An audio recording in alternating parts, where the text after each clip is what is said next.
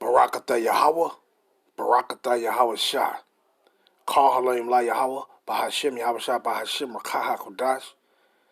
Do honor to the elders and apostles, men of great millstone, and to the rest of the true teachers of the word of Yahweh Bahashim Yahweh Shah. To the rest of the brothers on down, Shalom to you, Mashmachah, Bayat Ha Dawada. I'm going in and let me just get straight into it. This shit just irritates me when you see. But we already had individuals like this, Lakia. But we already had individuals like these in ancient times. Don't you know that you actually had Israelites that joined the damn devils to fucking destroy their own people, man? Don't you know this ain't nothing new? This ain't nothing new. It ain't nothing new, man. This ain't nothing new. Literally had Israelites that was going and fighting with these damn Edomites against their own people. See? And some of these individuals is these same individuals coming back reincarnated. Whether they was well known, men of renown, or whether they was just a regular ass common Israelite. See? You still had the ones that was renowned and well and not so renowned still joining on with the devils to go against their own people and to hate their own people. You still had it. And this I'm gonna play this shit that I want out of here. Cause this motherfucker don't get it, man. Just weak ass motherfuckers, man. See? And the devil love it. The devil love it when you can go and you ain't choosing the side of Yahweh, but you saying you is. But how you choosing Yahweh, but you on the side with the devil? I don't get that. How does that even work? How you on the side with the enemies of Yahweh Hashem Yahushua and the Israelites, but you standing on Yahweh's side? How does that even work? I'm telling you, this is the shit that Paul them had to deal with, man. This is the shit that Paul and Barnabas and the rest of our brothers that was preaching this truth to our people that was in those foreign lands. This is what they had to deal with. Who the fuck you think that was that put Stephen to death? You think that was some heathens? No, that was Israelites that did that. That was Israelites that did not want you to corrupt their way of life that they was living, man. When you came speaking this truth in Rome, telling Israelites to repent, stop worshiping those idols and stuff, turned their whole world upside down. And that's what we doing right now through the spirit of Yahweh Shemiah Shah, from the elders, apostles to the rest of the brothers on down that umbrella, right? Doing the same thing. Turning these people worlds upside down. Why? Because we telling you Israelites that you need to repent. We telling you Israelites stop worshiping these idols. Stop keeping these heathen customs. Stop eating this foul, abominable foods. We turning your whole world upside down. And you hate it. And you would rather be joined onto these devils than to just simply repent. Just simply turn back to your God, man. Turning your whole world upside down. And you would rather come against your own people that's trying to bring you out of that wickedness into this righteousness. Don't make no goddamn sense, man. But I want to read, before I play this, I want to read these couple scriptures right quick, just to show you that it was Israelites that actually fought and hated their own people, man. And that shit is very it's irritating to me. Let me go here. First Maccabees, the 11th chapter, right? And I'm just gonna go down to the point. The 11th chapter and the 21st verse. It's very irritating, man. Let's start up a little bit. I'm gonna start at verse 18, right? Now, because it was what you think the book of the Maccabees is about. It's about brothers that were standing up for our people. Israelites that was fighting for our people, man. Because we was being oppressed by these goddamn Edomites. But let me just go ahead and start. First Maccabees 11 and 18. King Ptolemy also died the third day after, and they that were in the strongholds were slain one of another. By this means, Demetrius reigned in the threescore, which is 60, and seventh year. At the same time, Jonathan, who an Israelite, gathered together them that were in Judah to take the tower that was in Jerusalem, and he made many engines of war against it. Why? You had Israelites joined on to Edomites when they took. So he was like, "Hey, let's go. We're going to take our shit back." But let's continue. Verse 21. Then certain ungodly persons who hated their own people. Wait. What does it say right here? Then, First Maccabees 11 and 21. Then certain ungodly persons who hated their own people went unto the king and told him that Jonathan besieged the tower. You see that?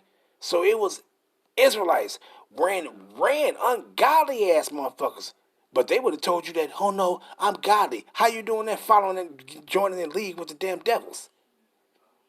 See? But what did they do? They ran to a heathen.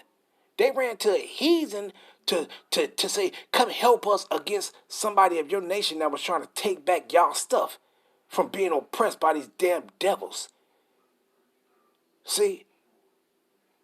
So it ain't no different right now with our people, man. You're going to have these individuals that's going to choose their side.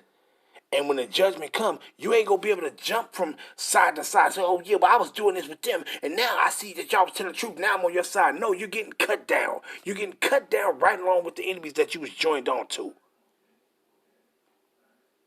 See? But let me go here, though. Let me move on. I just wanted to grab that to make that point, though, before I play this and get into some more scriptures and end it off. But let's grab this one. Second Maccabees. Let's go to chapter 5. Second Maccabees chapter 5. And let's go down to verse 6. Matter of fact, let's start at verse 5.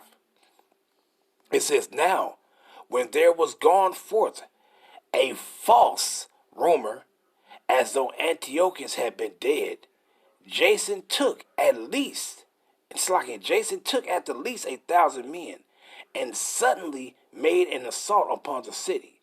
And they that were upon the walls being put back, and the city at length taken, Melanius fled into the castle. But Jason slew his own citizens. That was an Israelite right there with that name, that heathen name Jason. That was an Israelite right there that did what? Slew his own citizens without mercy, not considering that to get the day of them of his own nation would be a most unhappy day for him, but thinking they had been his enemies and not his countrymen whom he conquered. And I just wanted to grab that for that point, showing that what? You actually had Israelites hating their own people, joining on to the enemy, and was killing their own fucking people, man, to be joining on to these damn devils, man. So don't think it's, this is why Yahweh Shah said, brothers shall betray the brothers. You know what he talking about? He talking about it's going to be Israelites that's going to betray one another. Matter of fact, let me grab that real quick. Now that I quoted, then I can get into this. Because this dude made a statement, and they just don't get it. See?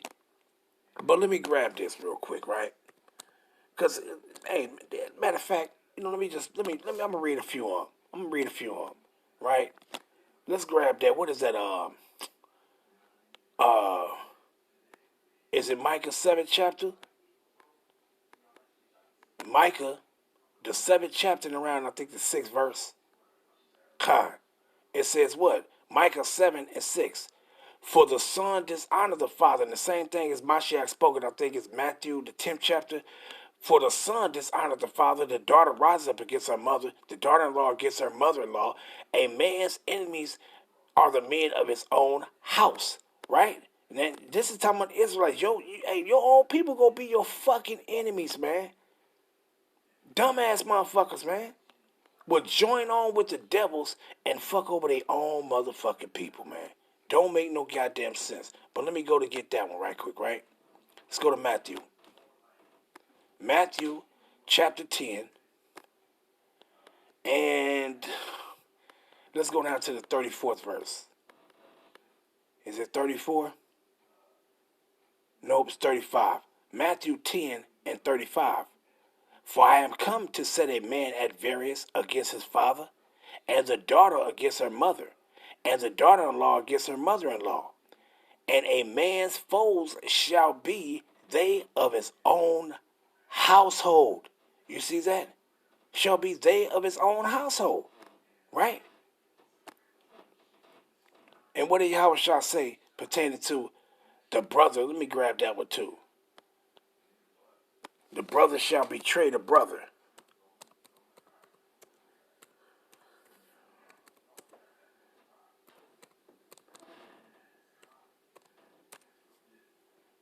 St. Mark 13:12. It says what? Now the brother shall betray the brother to death, and the father the son, and children shall rise up against their parents and shall cause them to be put to death. See? Meaning what? This is going to be brothers that's in the truth and brothers that's not in the truth. The true believers of Yahweh Hashem Yahushua and those that are not the true believers of Yahweh Hashem Yahushua. You're going to have the father that's a believer and the son that's not. Or vice versa. The son is going to be a believer and the father not. See? They going to be one contrary to the other, man. See? Or you might have the father and the son that believe in Yahweh Hashem Yahushua, but guess what? The daughter and mother don't. See? But you see what it says right here, though. And now, brother shall betray the brother to death. And that's what's going to happen, man. So it ain't ironic that you're seeing this in these last times. That you actually got Israelites joining the side of a damn devil that's putting all his energy into doing what? Into actually coming against you. He's not taking his time and investing his time to actually speak the truth. He's using his time to come against those that are speaking the truth. Because why? He is your enemy and you got your own people joining them to the enemy. And then you think you ain't going to receive the judgment of damnation? Shit. Let me play this and get to the point that I want, though. And I came across this clip from Elder Apostle Tahar because he said, I ain't going to even watch it. I ain't going to even play this video. So I went in and said, okay, let me see what then. And this idiot said one thing that ticked me off, and I couldn't, I just had to do this. Right? So I had to do it. So let's go and let's get into it. Slakia.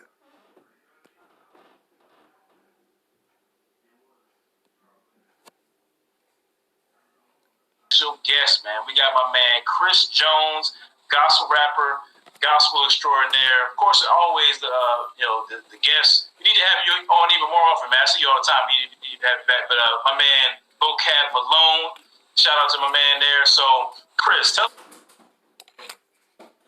And look at his ass. Let me zoom in. Look at this cat. Look at this dude. Look how stupid he look. That's a typical Edomite right there. Like the elder Malcolm always say, I don't never trust a man with a bald face. Look, don't never trust a man with a bald face. Never trust thy enemy, for his iron rusteth, so is his wickedness. Though he humble himself and go crouching, take good heed. Hey, you better take good heed of this damn devil. Look at them up for. Don't never trust a nigga with a bald face and a smile on his face. Don't never do it. Just a little bit of just basically about who you are and what you're up to right now, and then we'll get into your story a little bit. But just go ahead and introduce yourself to the people. Yeah, so my name is Chris Jones, and I'm a rap artist for Christ Centric. I've actually been doing Christian hip hop since I got saved in 2007. Been in the hip hop world since 2001. But yeah, became a believer in 2006 really, in the fall, my senior year, through listening to Lecrae, led me to the scriptures, and then from reading the scriptures I got saved. But I've always been in church. And that's all we wanted to get into right there, right? The individual said that he got saved. He got saved. And that's the point. Bugged out, man. Bugged out.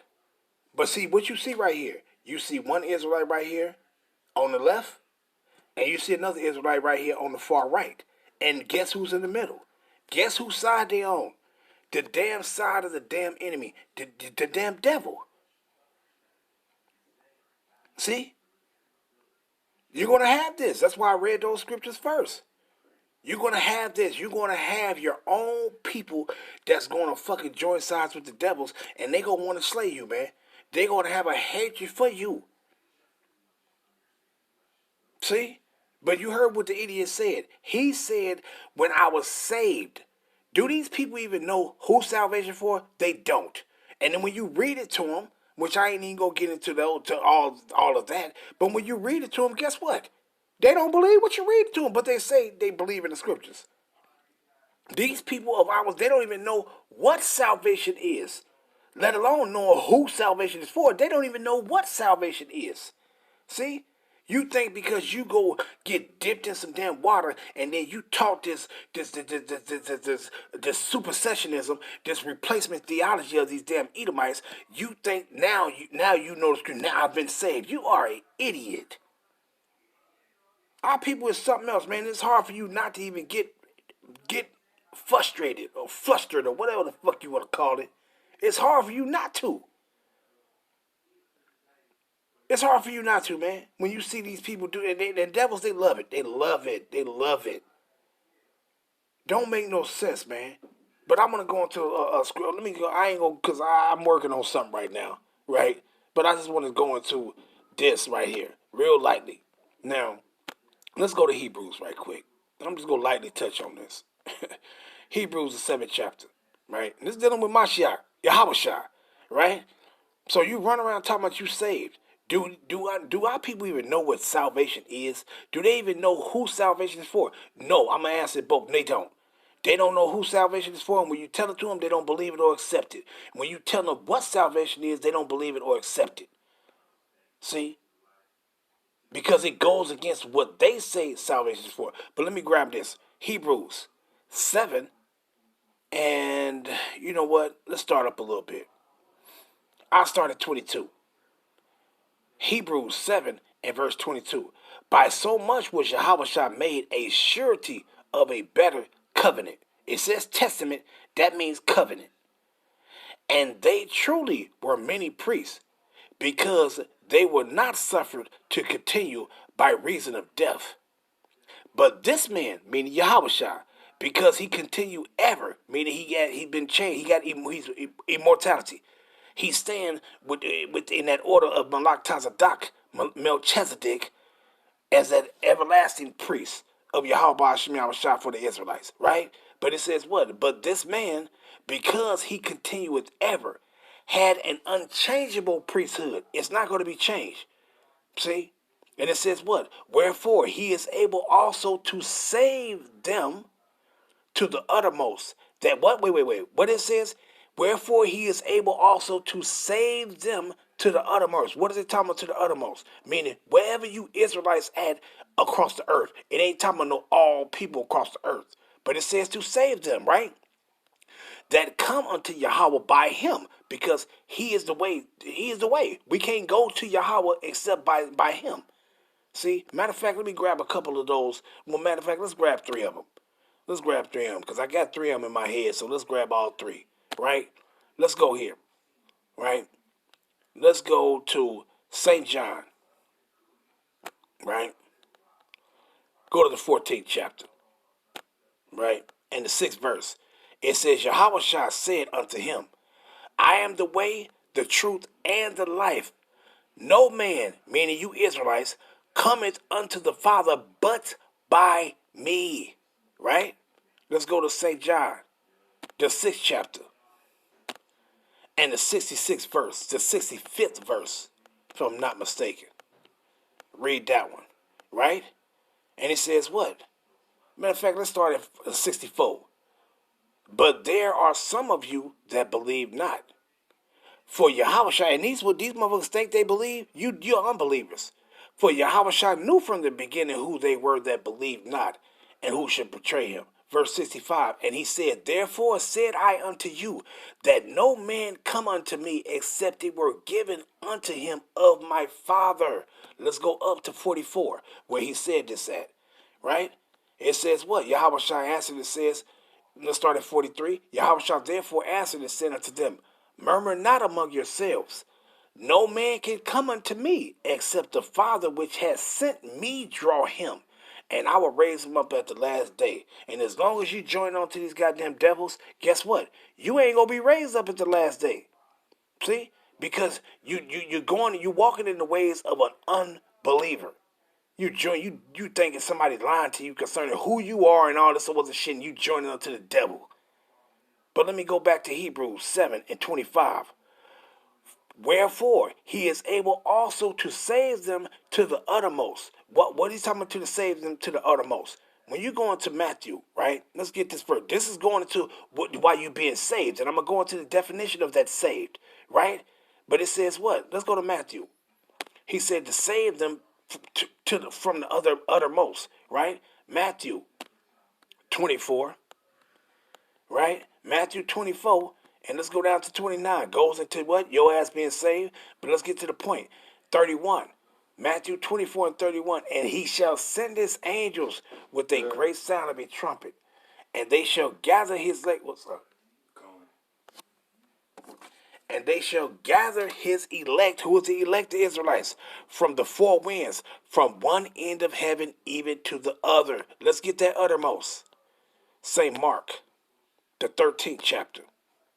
Right? And let's go down to the 27th verse. And what it says? Same thing. You see what this title will say what? The top. The return of Mashiach. Starting at 24. St. Mark 13 and 24. But in those days after the tribulation, meaning what? The destruction, everything that's going to be going on, the mark to be Jacob's trouble, and so on and so forth. The sun shall be darkened, and the moon shall not give her light. And the stars of heaven shall fall, meaning those nuclear ordinances going to be flipping and flying. War going to be going on, right? And the powers that are in the heavens shall be shaken. And then shall they see the Son of Man coming in the clouds of heaven, chariots with the power and great glory. Verse 27. And then shall he send his angels, and shall gather together his elect from the four winds, from the what? From the uttermost parts of the earth to the uttermost parts of heaven. You see that? So when it says he is able to save them from the uttermost part, it's talking about you being delivered from what? From the destruction. This is what being saved mean, man. Being saved ain't talking about you being dipped in some goddamn water and joining up to these devils against your own people. That ain't what being saved is. See? These people don't get it, man. They don't get it. See? This is why he said what they're going into that Savior. St. Luke. We got to get that one. That's a must. And I didn't want to get it, but I'm going to get it. Because, hey, I'm going to read it over again anyway when I bring it out. What did he say? St. Luke 1 and verse, I started 67. And his father, Zechariah, was filled with the Holy Spirit and prophesied saying, what? Prophesied saying, spoke about something that's going to come to pass before it come to pass.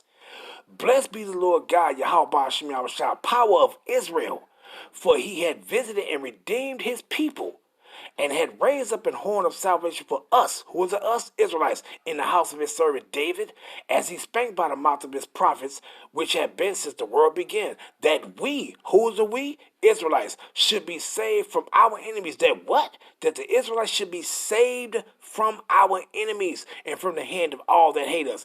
Are you saved from your enemies? Are you saved from those that hate you? Are you saved from the hand of all that hate you? No, you're not. You're still in the presence of those that hate you. You're still in the presence of your enemies. So how are you saved? How are you saved? They don't even understand what saved, what it really means. They don't understand that. See? But it should, matter of fact, let me go into that word real quick before I even have to go back to Hebrews 7. Let's see if it's the same. I know. Let's see if it's the same. Let's see if it's the same. Nope, this one is soteria. But listen, the other one is sozo.